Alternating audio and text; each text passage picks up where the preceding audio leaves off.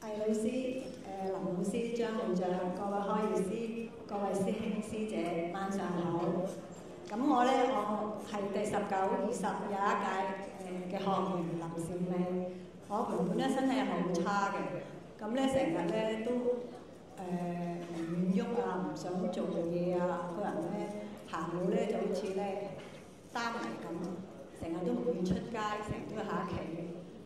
咁我自從學咗長生學之後我發覺我自己不知不覺有好多進步咗。咁我就有一次我係翻學完長生學之後我就翻去調整站幫手做義工。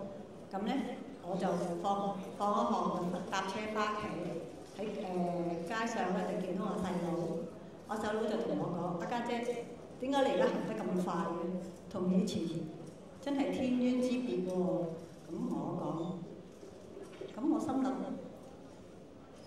唔通我真係學咗長生學，令到我身體唔咗咩？咁我都有自己都有少少懷疑。咁又有一次啦，咁我自己就係又係翻做完長，即係去完調整站做完義工之後我就翻屋企。咁我見到巴士，就我翻屋企個巴士，咁我即刻去追啦。咁走，但係走到去個巴士都係閂咗，我都搭唔到班車。但係我又發現我自己喎，原來今次我追巴士嗰時我都冇喘，行又走得咁快，真係長生學係幫到我。咁仲有一次我隻眼就右眼就爆咗微絲血管，隻眼就啲血喺隻眼度。